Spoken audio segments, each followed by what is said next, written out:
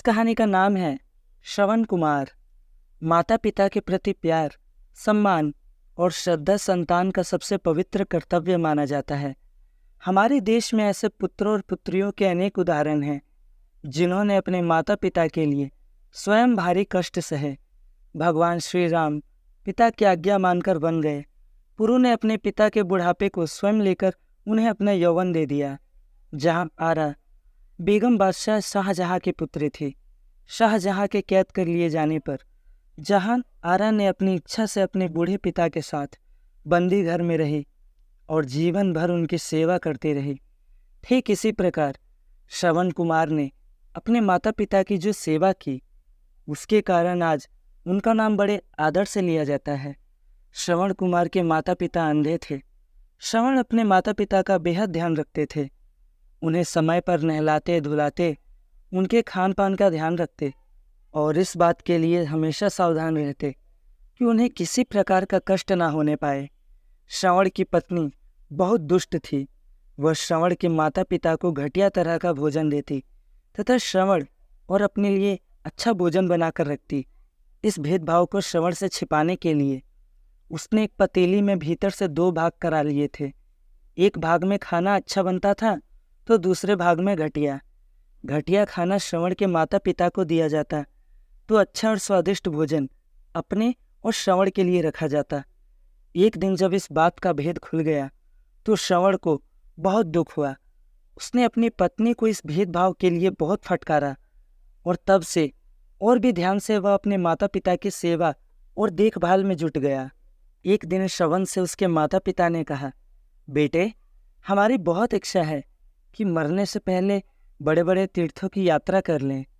माता पिता की शिक्षा को जानकर श्रवण कुमार अपने माता पिता को बहंगी पर बिठाकर चल पड़े।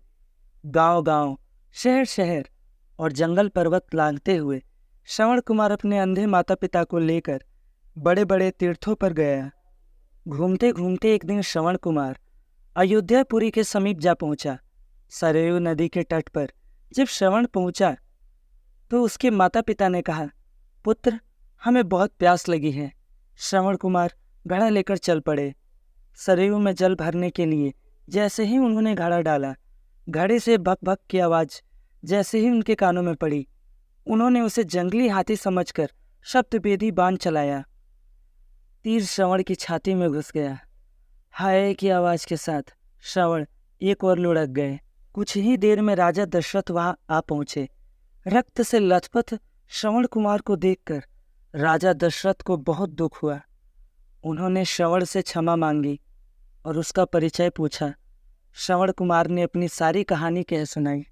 बाद में लंबी सांस लेकर कहा, राजन, जो कुछ मेरे भाग्य में सुख दुख बदा था उसे तो होना ही था।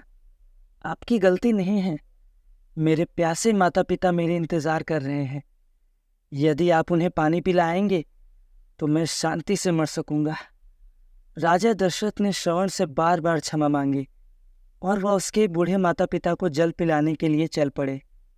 श्रवण के माता पिता को लगा कि आज पानी पिलाते समय उनका पुत्र उनके साथ कुछ बोल नहीं रहा है, तो उन्होंने शंका और आश्चर्य से भरकर कहा, पुत्र, आज क्या बात है जो तुम हम दोनों से बात नहीं कर रहे हो?